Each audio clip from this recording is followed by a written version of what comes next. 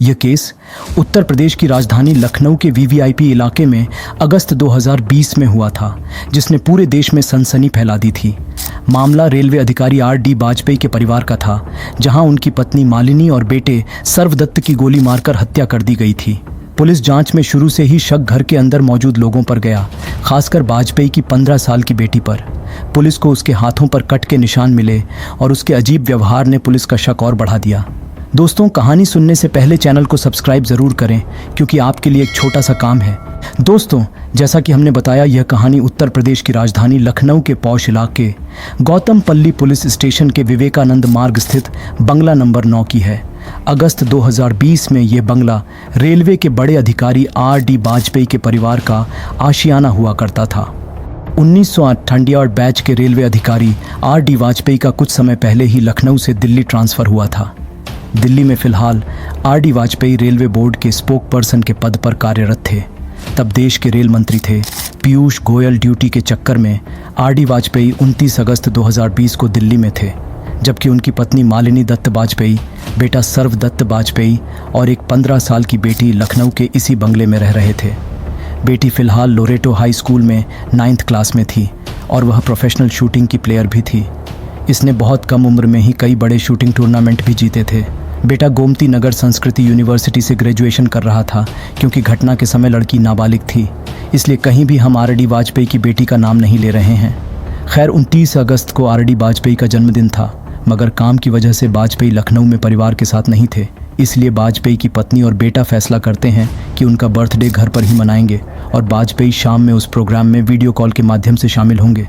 सब कुछ प्लान करने के बाद दोपहर के समय मालिनी और सर्वदत्त कमरे में आराम करने के लिए चले जाते हैं, जबकि उनकी बेटी भी अपने कमरे में चली जाती हैं। अभी दोपहर के लगभग 3 बाज रहे थे। आर.डी. वाजपेयी के साथ ससुर यानी मालिनी के माता पिता मालिनी के सरकारी बंगले से लगभग 5 किलोमीटर की दूरी पर गोमती नगर इलाके में रहते थे।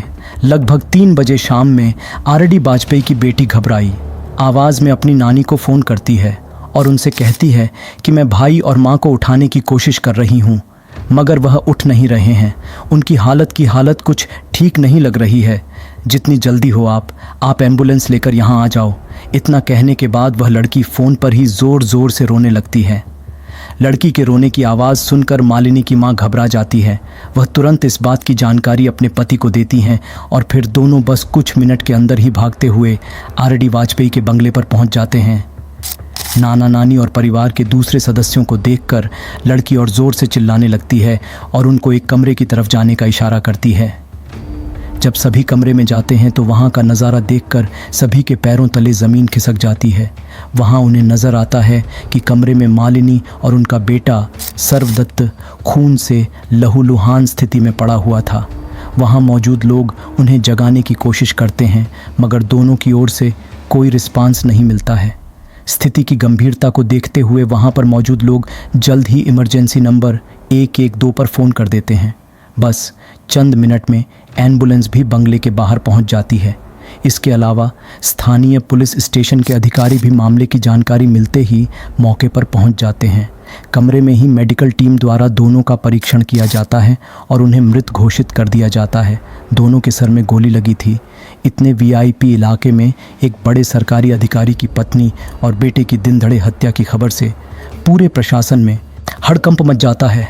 इस बात की जानकारी दिल्ली में काम कर रहे आर.डी. वाजपेयी को भी दी जाती है। चूँकि वाजपेयी तत्कालीन रेल मंत्री पीयूष गोयल के करीबी अधिकारी के तौर पर काम कर रहे थे, इसलिए मामले की जानकारी पीयूष गोयल को भी हो जाती है।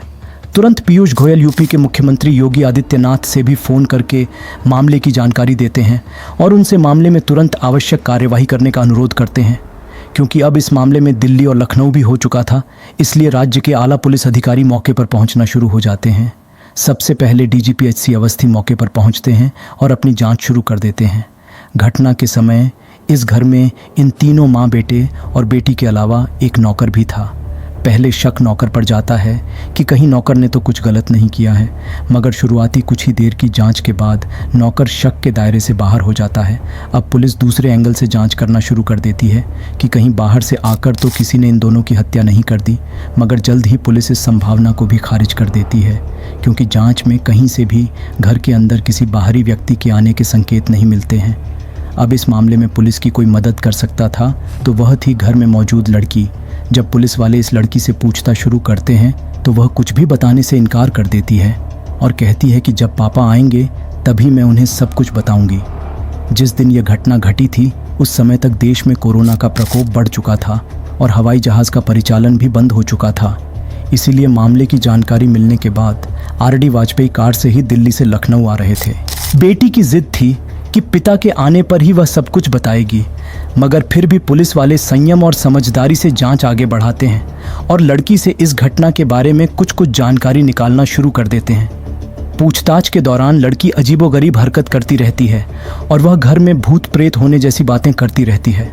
इन सब बातों के दौरान पुलिस वाले नोटिस करते हैं कि लड़की लगातार अपने दोनों हाथ को छुपा रही है और वह लगातार दुपट्टे को भी संभाल रही थी कि हाथ पर किसी की नज़र ना पड़े।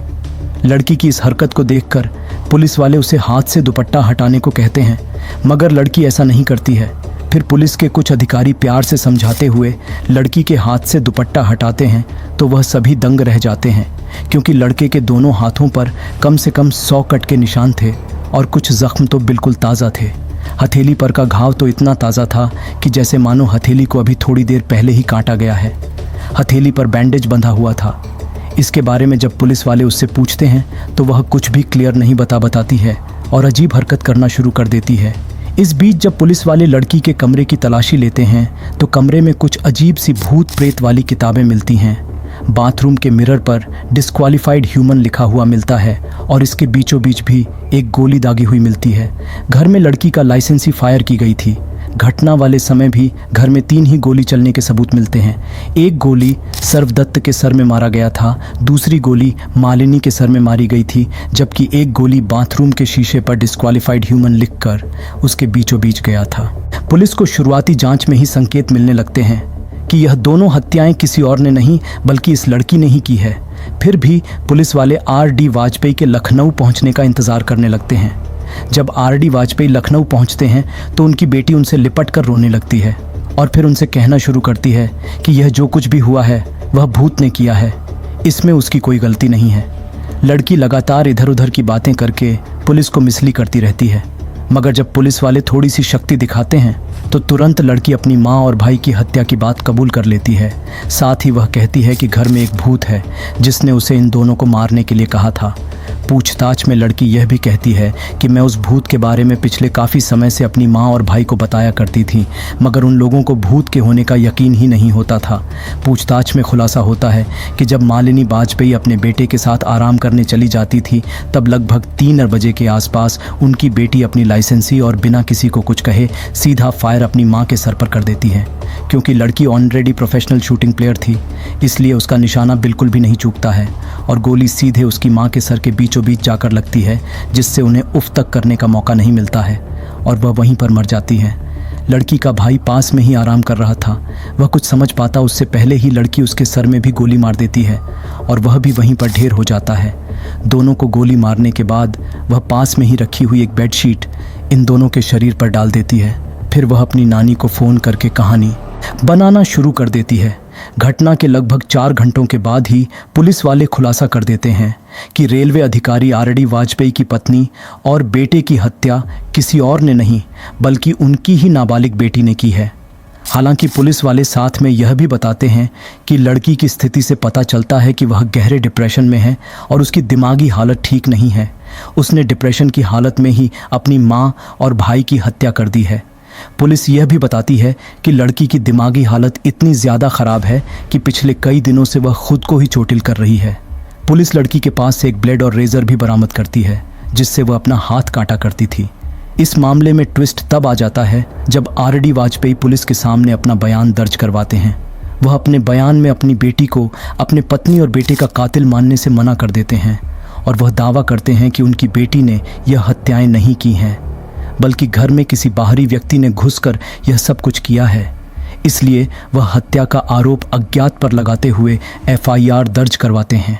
इस बीच घर में मौजूद दोनों लाश को अपने कब्जे में लेकर पुलिस वाले पोस्टमार्टम के लिए भेज देते हैं और फिर पोस्टमार्टम के बाद दोनों का अंतिम संस्कार भी करवा दिया जाता है। लड़की की हालत तब तक इतनी ज़्यादा ख़राब हो जाती है कि वह अपनी माँ और भाई के अंतिम संस्कार में भी शामिल नहीं होती है और वह अपनी नानी के साथ उनके घर पर रहती है। अंतिम संस्कार के बाद पुलिस वाले अपनी जांच आगे बढ़ाते हैं। लड़की के बयान तथा सबूतों के आधार पर लड़की को अपनी हिरासत में ले लेते हैं। आगे लड़की को 14 दिन की पुलिस कस्टडी में भेज दिया जाता है। पुलिस कस्टडी में सबसे पहले लड़की का मेडिकल एग्जामिनेशन किया जाता है, जहां उसे डिप्रेस्ड करार दिया जाता है। फिर लड़की को जुवेनाइल कोर्ट में पेश किया जाता है। यहां आरडी वाजपेयी अदालत से रिक्वेस्ट करते हैं कि उनकी बेटी की हालत ठीक नहीं है, इसलिए उसे जेल में रखने की बजाय उनके घर में ही कस्टडी में रखा जाए। कोर्ट आरडी वाजपेयी की इस रिक्वेस्ट को मान लेता है और फिर लड़की को उसके घर में ही कस्टडी में रखा जाता है। साथ ही सिविल ड्रेस में पुलिस वाले उसके घर पर तैनात कर दिए जाते हैं। आगे इस मामले में पुलिस बहुत कुछ नहीं कर पाती है क्योंकि लड़की दिमागी तौर पर बीमार पाई जाती है। उसका इलाज साइकेट्रिस्ट द्वारा किंग जॉर्ज मेडिकल कॉलेज में शुरू होता है। आगे इस केस में लड़की के खिलाफ बहुत कुछ नहीं होता है। जल्द ही उसे अदालत द्वारा बेल भी मिल जाती है और फिर कुछ महीने बाद लड़की अपने पिता के साथ दिल्ली में ही रहने चली जाती है। धीरे धीरे लोग इस केस को भी भुला देते हैं।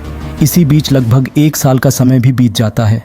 तभी एक बार फिर से आरडी वाजपेयी और उनकी बेटी ज़बरदस्त तरीके से चर्चा में आते हैं और इस बार इन दोनों के चर्चा में आने की वजह बहुत ही शर्मनाक और भयानक थी। जिस नाबालिग लड़की पर पागलपन की हालत में अपनी माँ और भाई की हत्या का आरोप लगा था, वही लड़की 30 नवंबर को अपने पिता आरडी वाजपेयी तथा अपनी बुआ पिंकी तिवारी के खिलाफ अलीगंज थाने में रिपोर्ट दर्ज करवाते हुए शिकायत करती हैं कि उसके पिता 2013 से ही उसका शोषण कर रहे हैं। इतना ही नहीं, लड़की दावा करती है कि माँ और भाई की मृत्यु के बाद जब वह दिल्ली में अपने पिता के साथ रहने गई तो वहाँ उसकी बुआ ने ज़बरदस्ती उसे पिता के कमरे में भेजना शुरू कर दिया था। लड़की अपने पिता और बुआ पर इतने गंभीर आरोप लगाती है कि पिता और बुआ के खिलाफ पॉक्सो एक्ट के तहत मामला दर्ज तो किया ही जाता है। इसके अलावा उन पर छेड़खानी और बी की धाराओं के तहत भी मामला दर्ज किया जाता है।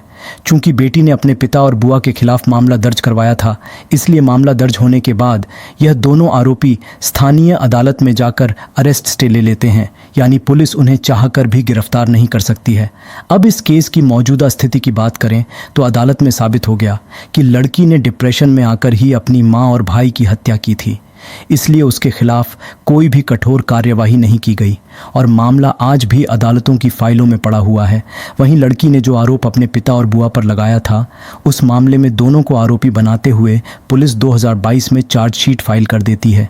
फिलहाल ये मामला भी अदालत में चल रहा है। दोस्तों, ये पूरी कहानी जानने के बाद आप क्या कहना चाहेंगे, कमेंट बॉक्स में ज़रूर बताएं। जय हिंद।